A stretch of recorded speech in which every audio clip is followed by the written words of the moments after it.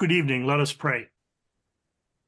Lord Jesus, please love our anxious, divided nation, especially perhaps on this night when we debate and in the morning when we react. Use your church to love our anxious, divided nation. Give us skills tonight that we may de-escalate and depolarize and put the unity we have in you first and foremost. For whatever happens, we are yours and you love us. And for this, we give you thanks. Amen. All right, so tonight our presenter is Silas Kulkarni, who is Director of Strategy and Advocacy with ELCA Witness and Society. In this position, Silas leads the ELCA's federal policy advocacy with both Congress and the executive branch. Silas brings a passion for social and racial justice that is deeply connected to his faith and past work. Before coming to the ELCA, he served as Senior Fellow for Public Discourse at Braver Angels, a grassroots depolarization organization, was a teacher in low-income communities, and was the co-founder and executive director of an educational equity nonprofit. Silas lives in Washington, D.C. with his wife and two children, and we are so excited to have him with us tonight to talk about addressing polarization and building cohesion in our communities. So Silas, I will turn this over to you.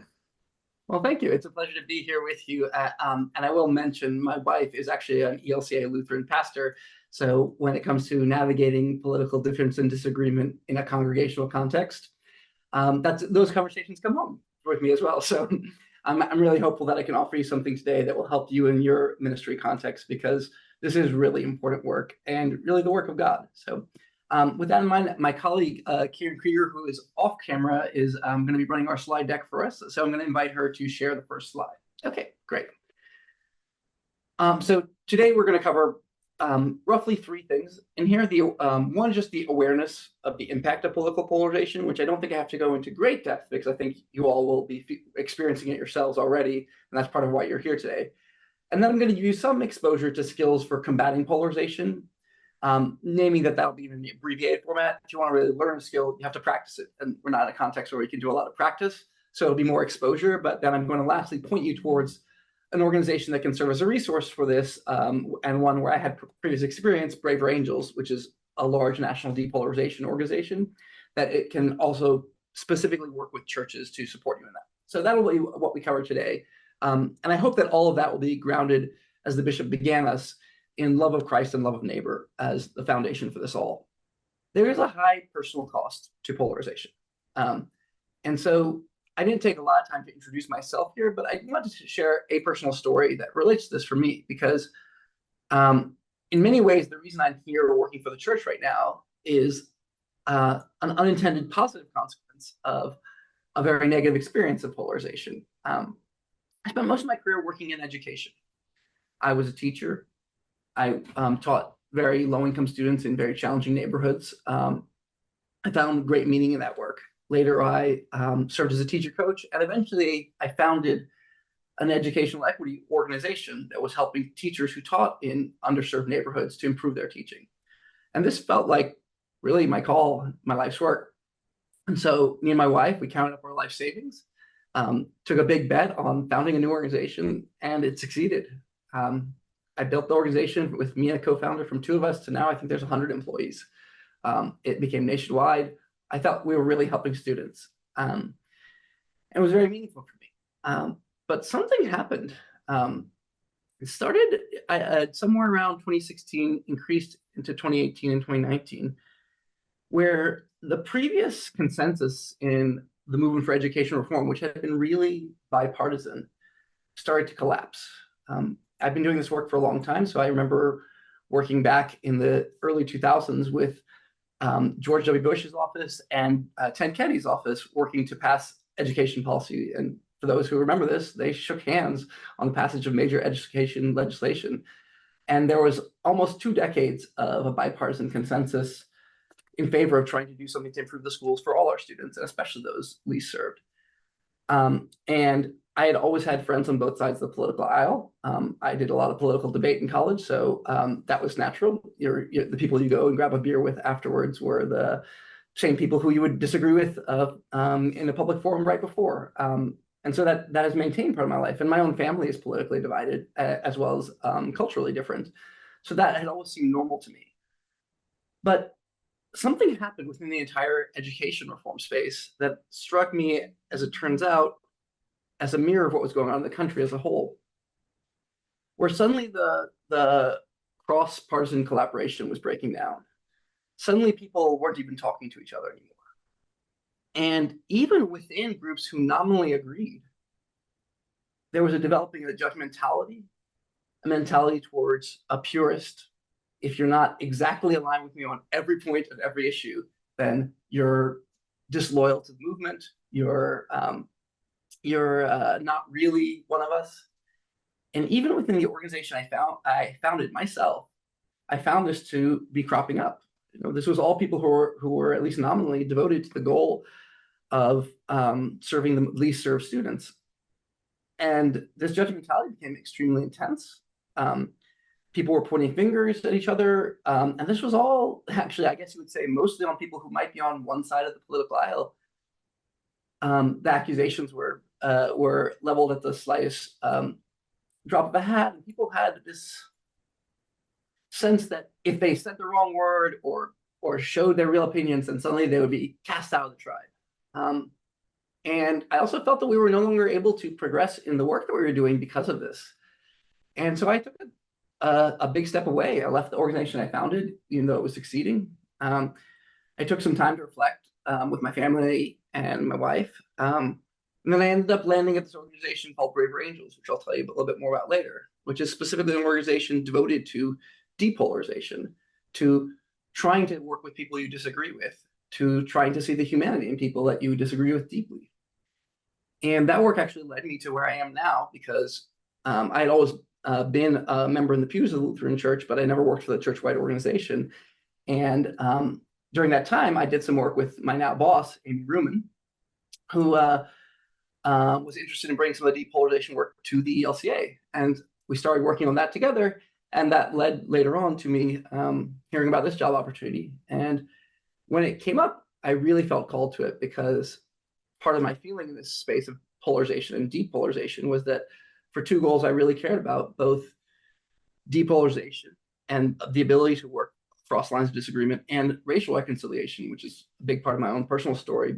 My parents are of two different races. For both those goals, I felt that only Christ could reconcile us. And that if I was looking for a space that could bring together people across such deep divides, that the church was the one. And so the chance to do this work here in the advocacy office of the ELCA was really a blessing, and has been a blessing.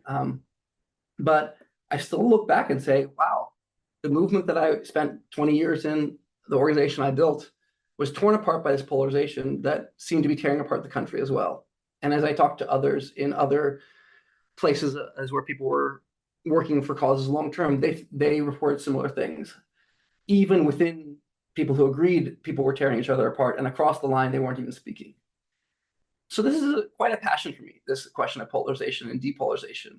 And I think it's, regardless of what side of the aisle you're on, and I believe and I hope that there are people in this room today who are on different sides of the aisle, who might vote differently in the coming election. I hope that we together today can reroot ourselves in Christ and Christ's call, in our ELCA theology, and in the sense that there is something that we have to offer each other as fellow Americans and as fellow members of a church together. So that's a little of my story and how I came to this work. But I want to take a little second to hear from you. So Karen, if you could move to the next slide. Just take about a minute to reflect on these two questions. And if you feel so bold, feel free to put it into the chat. And if not, that's okay. I know that sometimes it's a little shy to answer these kinds of questions in the chat, but yeah, take a minute to reflect. So where do you see polarization showing up in your life and your ministry? And do you see polarization as a problem? And if so, why? I see in the chat it's showing up in family. I'd be curious by a show of Zoom hands or just into the chat. if you have at least one member of your family who votes differently than you or ideologically thinks differently than you, seeing an immediate yes there.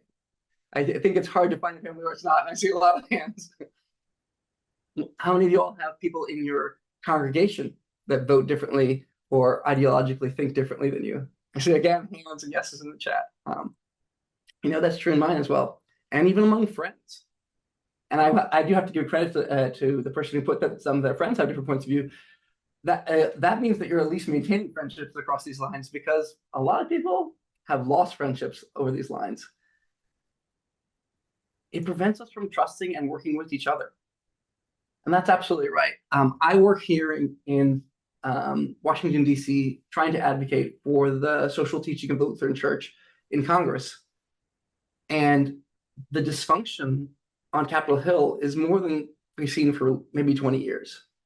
It's really striking how much less people are able to do on even issues that have longstanding been bipartisan in the past because of this intense polarization. So it prevents us from working with each other at a political level, and it tears apart our families, our communities, our friendships, our churches. So polarization is not a small problem. It's a big one. Karen, if you could go to the next slide. There's one more. I want to draw your attention to a particular kind of polarization, though, because there's many different ways you can use the word polarization: racial polarization, educational polarization, partisan polarization. What I want to talk to you today about is what's called affective polarization.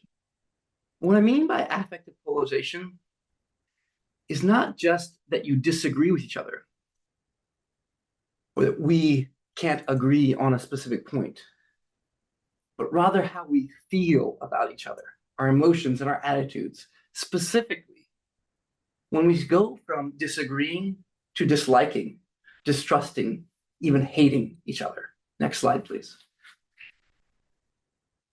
And the bottom of this spiral is animosity, contempt, and distrust.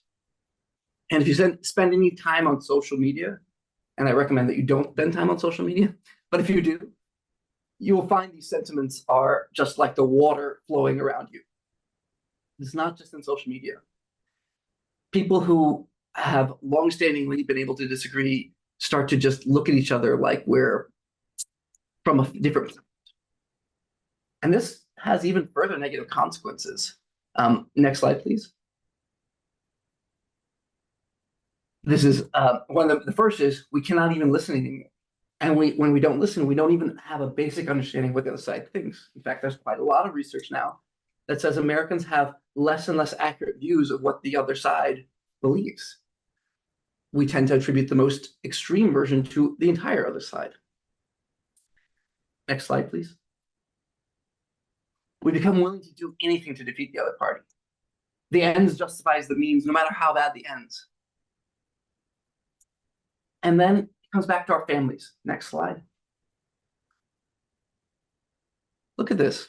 Since 1960, the percent of Americans who would be unhappy if their child married someone of the opposite political party in the low single digits in the 60s is now 30 and 40%. Actually, this is 2018. It's probably higher now. And most alarmingly, disdain, distrust, and even hatred, it can spill over into actual violence. And we've even seen examples of that in our own political life. And I fear, and I hope that it's not, but I fear that it is likely to recur and perhaps intensify.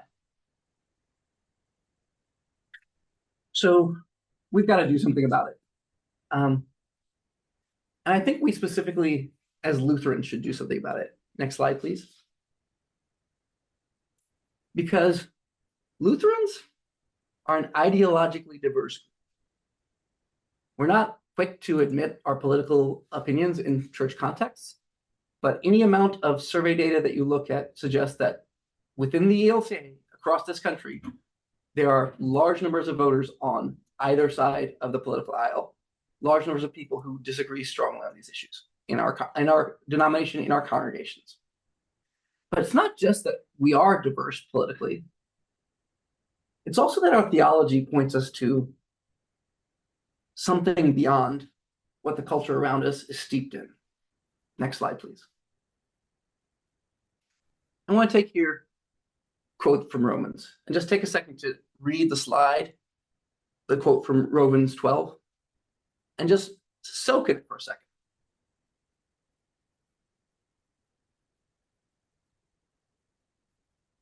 I'm going to read it aloud.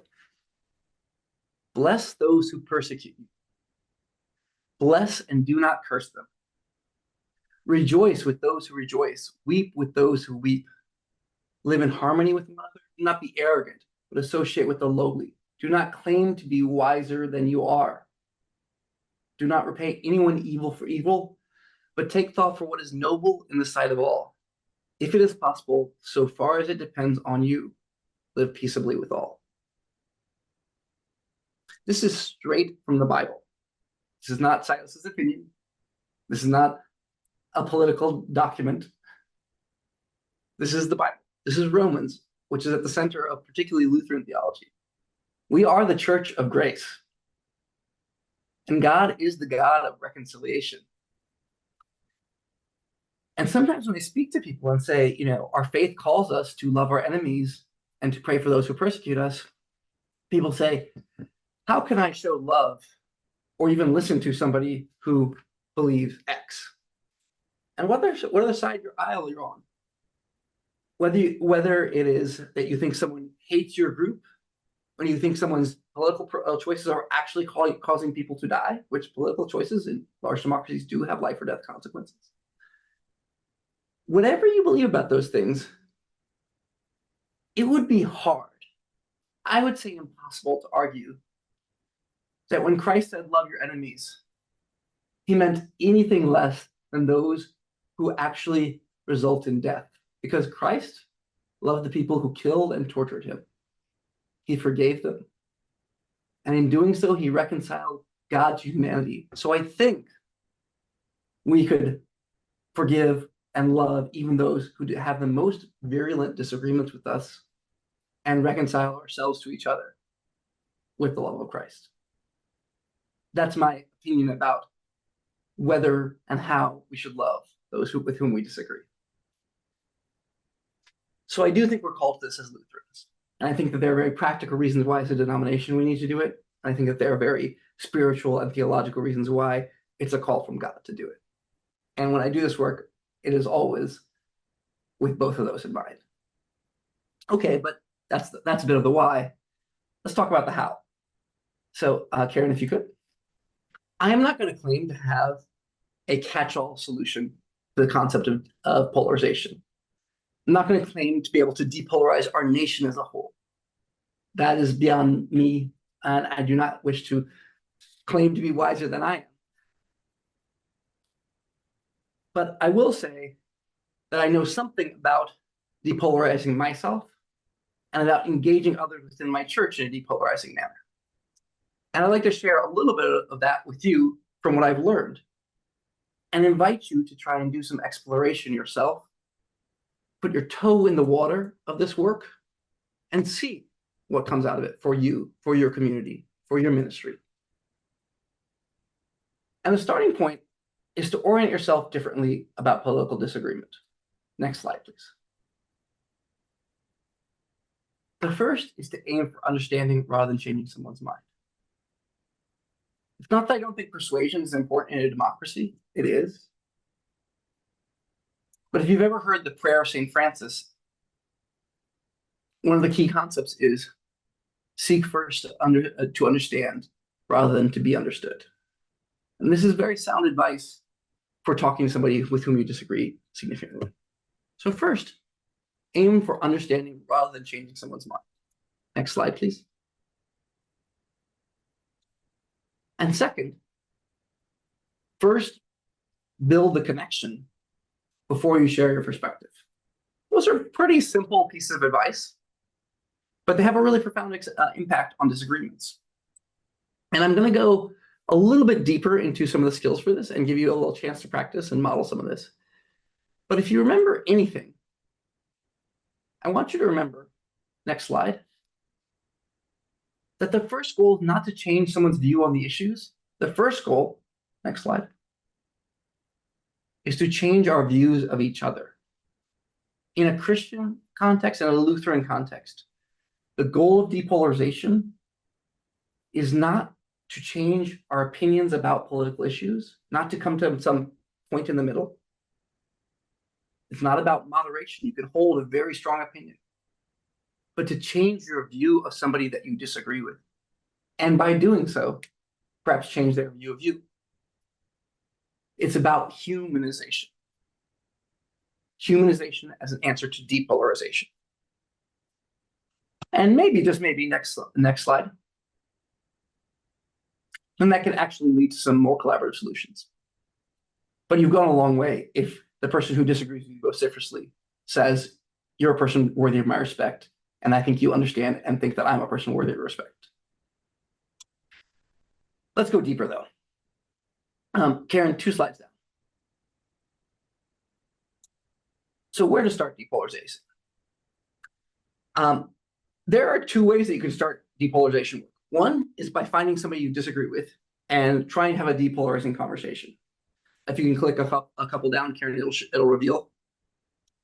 And there's a specific workshop that I would really recommend you called the Red Blue Workshop, about talking across the political divide, that is run by Braver Angels and that they specifically adapt for faith context. And I'll talk to you about it at the end. But I will tell you that is harder. It is harder to have a respectful, fruitful conversation with somebody that you disagree with vociferously. What you might actually want to start with, and where I'm going to start with us today, is talking to people who are nominally like-minded with you about people on the other side. We call that depolarizing within.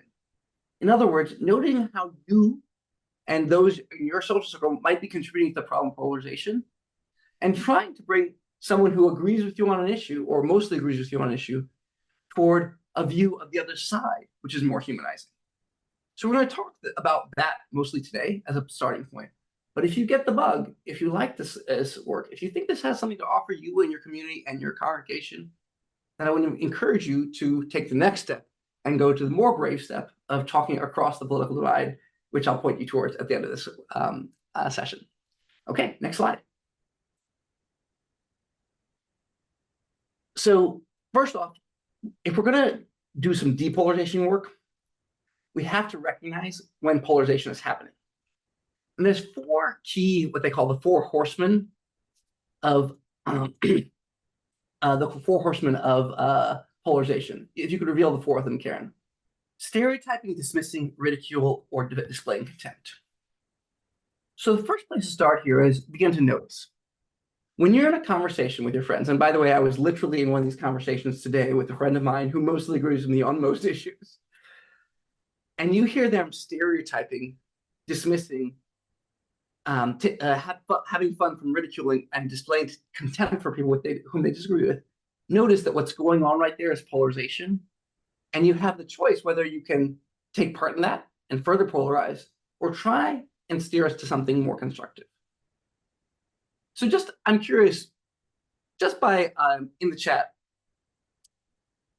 do you feel like in your social circles, in your church, you hear these kind of conversations that display this? Or it could be online if you're online. I feel like if you're online, there's you can give me a hand physically, or you can check in the chat.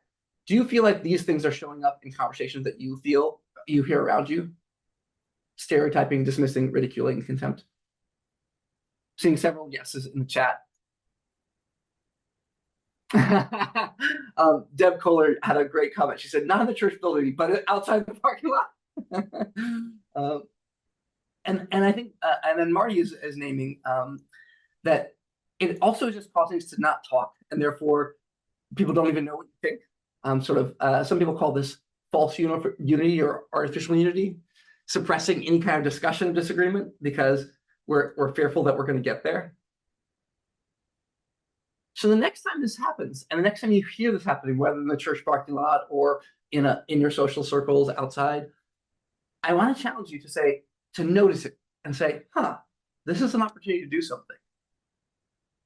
And then I'm going to encourage you specifically to be a little brave. In fact, Braver Angels used to be called Better Angels, which was named after the Abraham Lincoln quote. But they changed it to Braver Angels because there was a sense that you had to be brave to do depolarization work. So you're going to see this happening, You're going to say, oh, this is an opportunity for me. Time for me to be brave. And then you're going to get a pit in your stomach. Okay, am I ready to do this? So when you hear that happening, recognize that you're probably contributing to it. You're probably tempted to nod along, laugh along, make a comment that would encourage them, because that's how we establish ourselves as members of any group. We laugh at the same jokes. We like the same things, and we dislike the same things or the same people. Okay. So I'm going to actually ask you to do a little quiz here about yourself. Just recognize something in yourself. So next slide, please, Karen. So I'm going to put a question up here, and I'm going to ask you all to write down. You don't have to put in the chat. If you want to put in the chat and be brave, awesome. But if not, just write down for your own self. And it'll just say, number one, there'll be a question, and you're going to choose an answer. Often, sometimes, or never. How often do I do this? Often do this, sometimes do this, or never do this. All right, here comes number one. Assume all those people all think the same way about everything when thinking about the opposite political side. I don't put mine in the chat just to give myself a very generous sometimes. Probably the answer is also. Number two, and try and actually write down your answers here. How often do I assign good motives to my side and bad motives to the other side? I'm going to say often. Number three,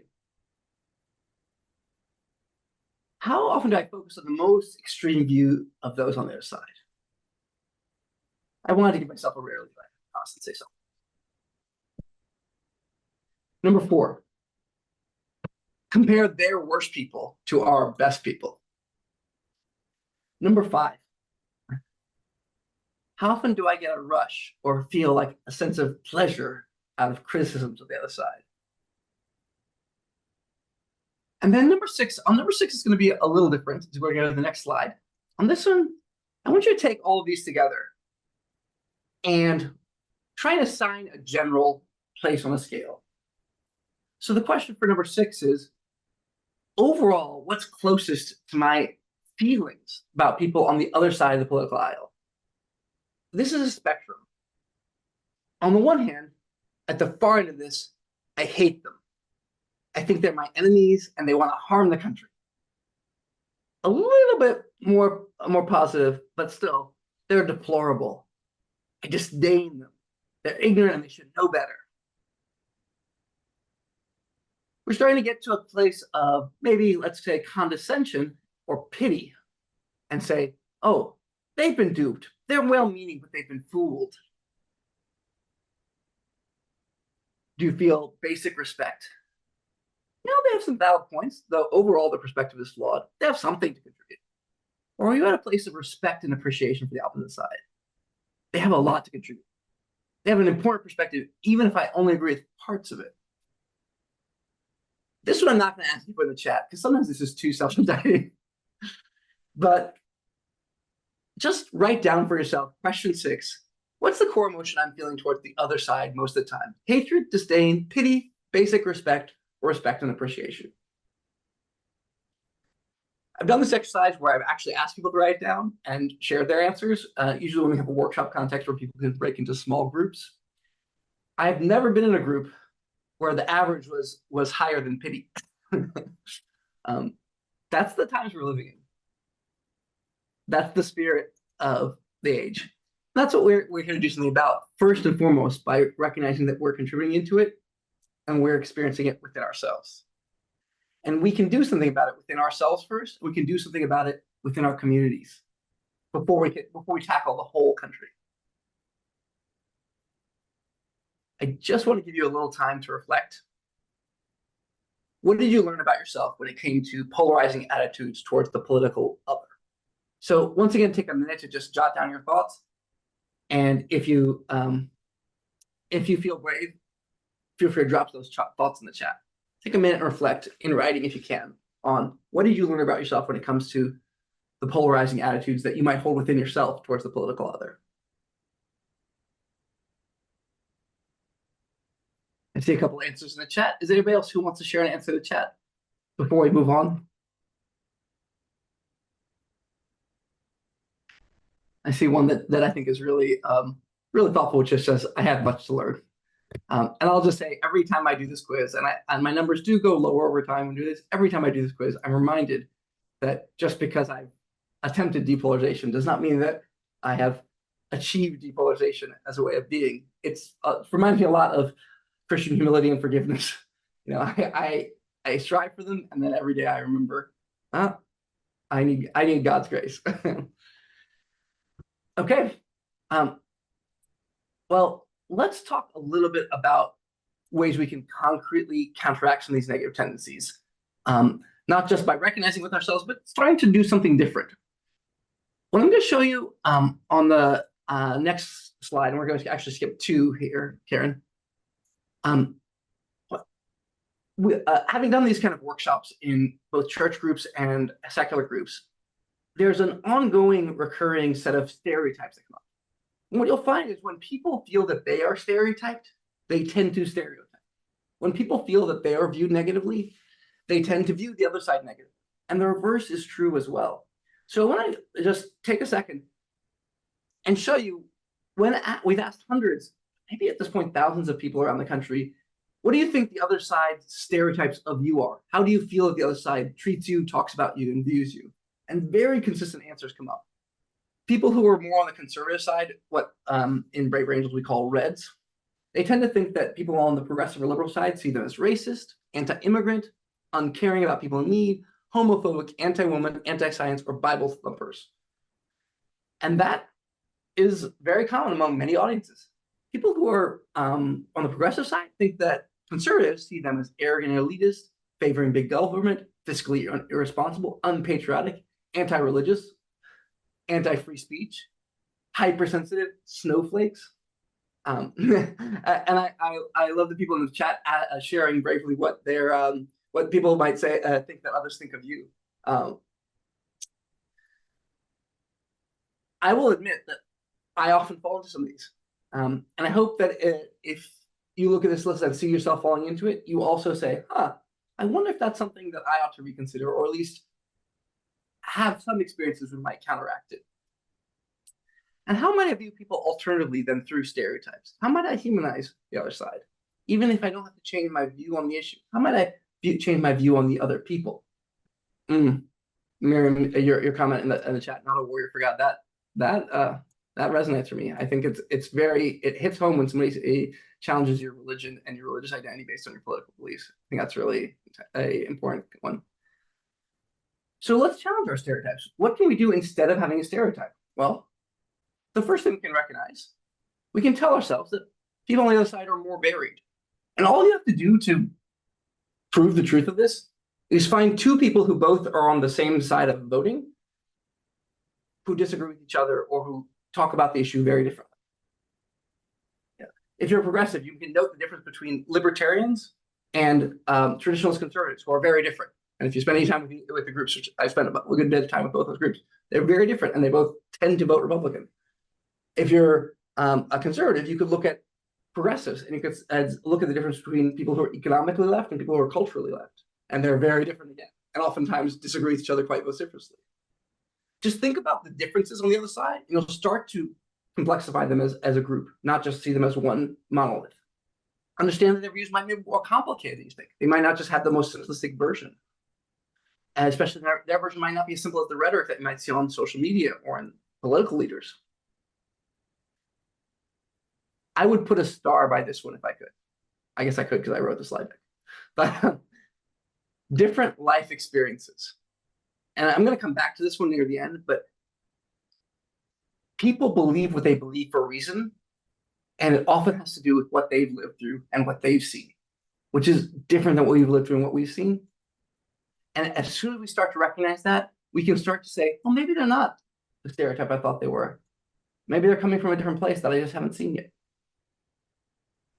Developing relationships.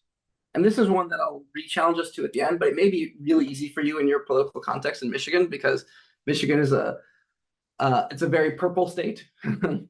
And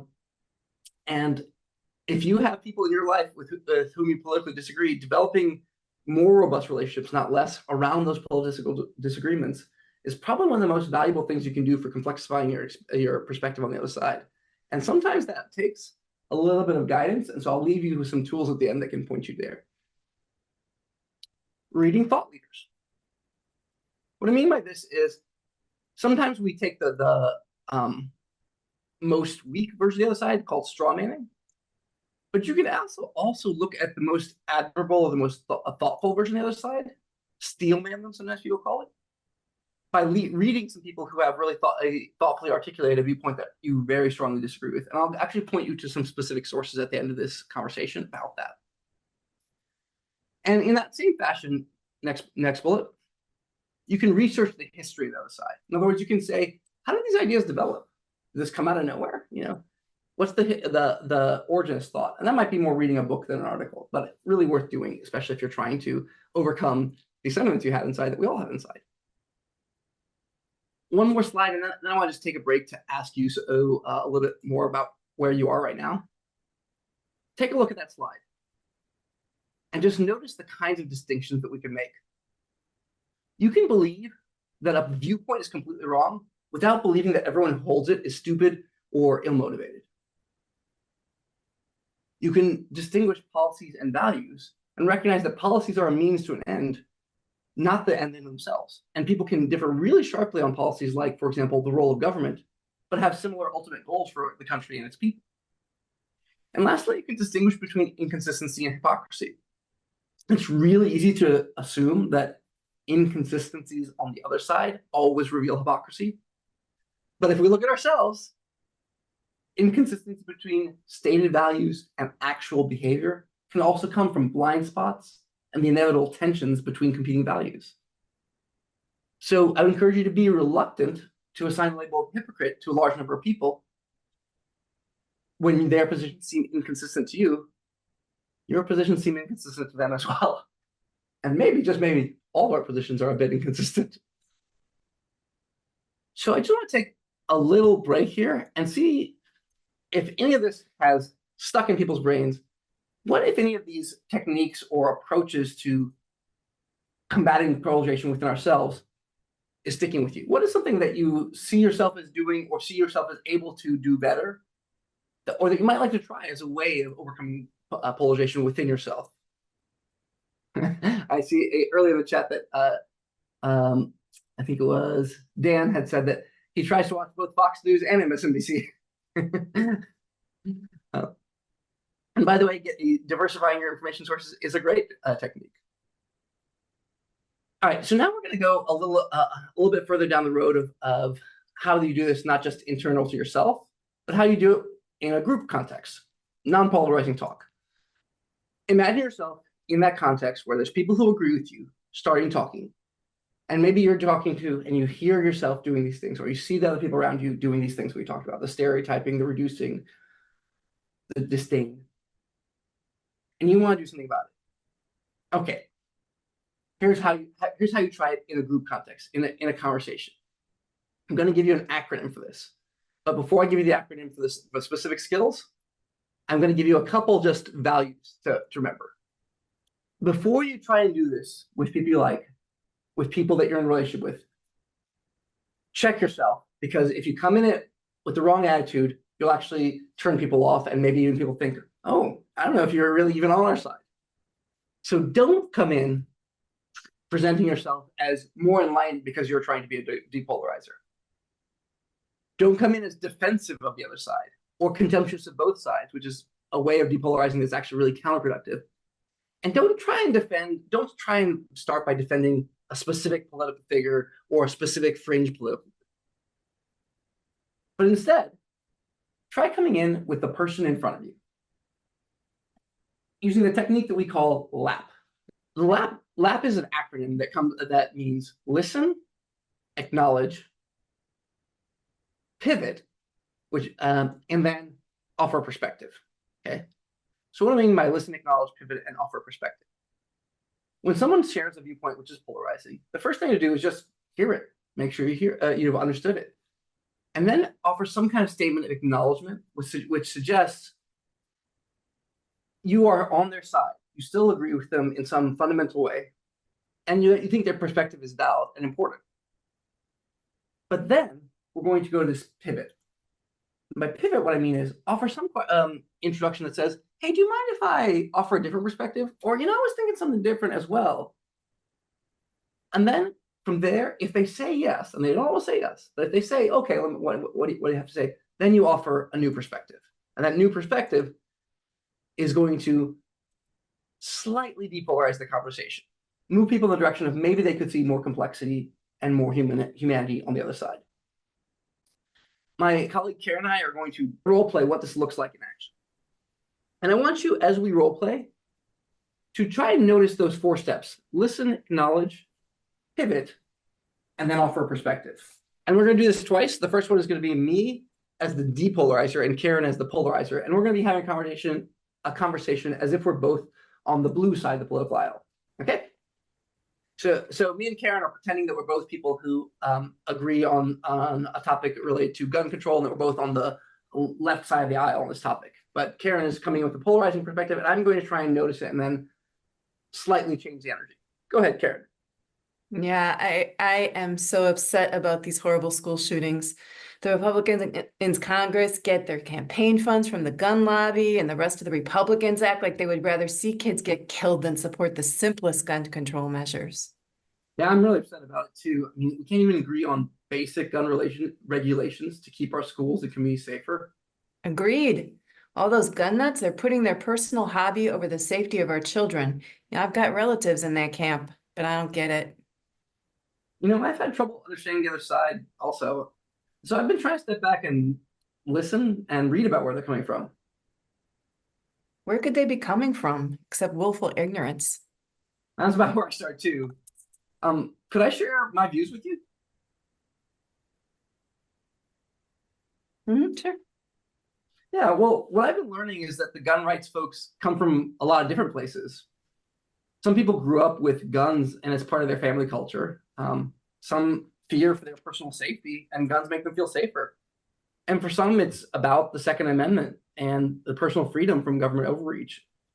And those different groups have different ideas about appropriate regulation of guns. Of course, we mostly only hear about the ones who oppose virtually all regulations. But who in the world can oppose bans on weapons of war in the hands of ordinary people and keeping guns away from people who are mentally unstable? From what I've been learning, I think there are a lot of gun owners who would agree with you about assault weapons and people who are mentally unstable. There are some people on the other side who want to be reassured that we don't want to take away their personal guns. That's good to know. Okay, just pause right there. That's what it looks like in real life to try and redirect a conversation, what we're calling an in-group conversation. And if you were paying attention, you might have noticed each of the 4 steps of the listen, acknowledge, pivot, and offer perspective. When I listened, I basically reflected back with some of what Karen was saying. I acknowledged and I said, yeah, I agree with you, and I see where you're coming from. And then I did this pivot, and this is probably one of the most important parts because this is where you check if you can make any progress.